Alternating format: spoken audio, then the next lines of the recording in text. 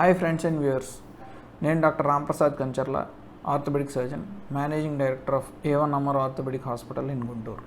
ఇవాళ ఈ వీడియోలో ఆర్థోపెడిక్స్లో అంటే ఫ్రాక్చర్ ట్రీట్మెంట్లో అతి క్లిష్టమైన ప్రొసీజర్ అంటే కటివలయం అంటే మన పెల్విస్ బోన్ అంటే ముఖ్యంగా ఈ ఎసిటాబులం అనే ఫ్రాక్చర్ జరిగి తర్వాత పేషెంట్కి ట్రీట్మెంట్ అనేది ఎంత డిఫికల్ట్ అండ్ తర్వాత ఆ పేషెంట్ మళ్ళీ వాళ్ళ పూర్వ స్థితికి రావడానికి ఎట్లాగా ప్రయత్నించాడు అనే ఒక పేషెంట్ తమ యొక్క వర్డ్స్లోనే చూసి తెలుసుకుందాం. నా పేరు కృష్ణ అండి. ప్రకాశం డిస్ట్రిక్ట్ మాది.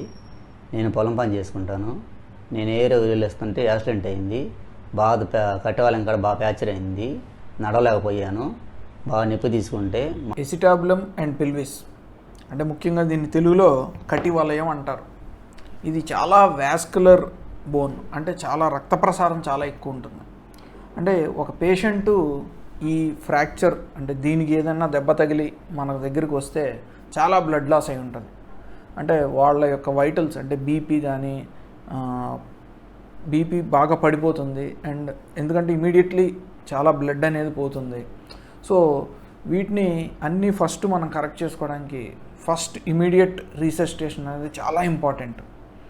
సో ఫస్ట్ రాగానే పేషెంట్కి హెవీ ఫ్లూయిడ్స్ ఐవి ఫ్లూయిడ్స్ ఇవ్వటం, తర్వాత అవసరమైతే బ్లడ్ పెట్టడం అండ్ దాని తర్వాత అసలు మొత్తం పేషెంట్ స్టెబిలైజ్ అయ్యాక అసలు దానికి కరెక్ట్ చేయడానికి సర్జరీ అవసరమా లేదా అనే డెసిషన్ మనం తీసుకోవడం జరుగుతుంది. అండ్ ఒక్కొక్కసారి ఈ కటివలయంలో అంటే ఈ ఎసిటాబులంలో ఉండే ఈ హిప్ బాలు బయటకు వచ్చి డిస్లోకేట్ అవుతుంది. అలా డిస్లోకేట్ అయినప్పుడు అది ఒక ఇమీడియట్ సర్జరీ కింద మనం చెయ్యాలి. అంటే వితిన్ 24 hours. లేదంటే ఆ బాల్కి రక్త ప్రసారం అనేది చాలా స్పీడ్గా తగ్గిపోవడం జరుగుతుంది. అండ్ తర్వాత ఒకవేళ ఆపరేషన్ చేసి ఆ బాల్ని లోపల కూర్చోబెట్టినా వితిన్ 3 months to 6 months మనకి ఆ బాల్లో రక్త ప్రసారం పోయి మళ్ళీ బాల్ మార్చుకోవాల్సిన అవసరం ఉంటుంది.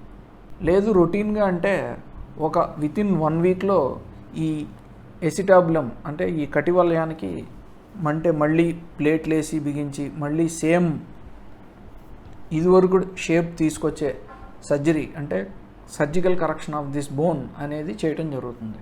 అండ్ దీనికి ఒక 1 week టైం మనం తీసుకోవచ్చు. అన్ని ఆర్థోపెడిక్ సర్జికల్ ట్రీట్మెంట్స్లో కల్లా ఈ ఎసిటాబులం ఫ్రాక్చర్ అనేది అన్నిటికన్నా డిఫికల్ట్ అని అందరూ పరిగణిస్తారు. ఎందుకు అంటే ఈ close proximity to nerves and vessels అంటే దీని చుట్టూరా మన బాడీలో ఉండే పెద్ద పెద్ద రక్తనాళాలు తర్వాత నరాలు అన్నీ కూడా దీని చుట్టూరా ఉంటాయి. సో వీటిని జాగ్రత్తగా పక్కకు తీసి ఆ లోతులో ఉన్న ఎముకని ఫిక్స్ చేయటం అనేదే ఈ సర్జికల్ ఆర్ట్. తెలిసిన వాళ్ళు ఉండి గుంటూరు రాంప్రసాద్ గారు బాగా చేస్తూ ఉన్నారు. తీసుకొచ్చారు, సర్జరీ చేశారు. తప్పదార సంవత్సరం అవుతుంది. ఇప్పుడు బాగానే ఉంది, బాగానే నడుస్తున్నాను.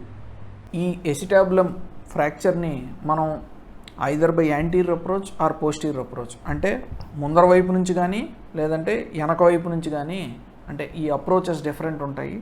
వీటి ద్వారా మనం ఆ లోతుగా ఉన్న ఎసిటాబులంని అంటే ఆ కటివలయం యొక్క ఎముకని ప్లేట్లు వేసి బిగించడం జరుగుతుంది.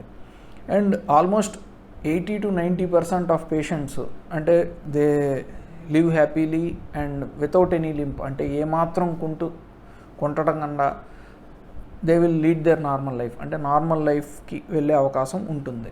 Thank you for watching this video. Please like and share if you like the content and subscribe చేయడం మర్చిపోకండి. మీకు ఏమైనా సూచనలు ఉన్నా ప్రశ్నలు అడగాలన్నా ఈ కమెంట్స్ రీజియన్లో మీరు తెలియజేస్తే మేము వాటికి రెస్పాండ్ అయ్యే అవకాశం ఉంటుంది.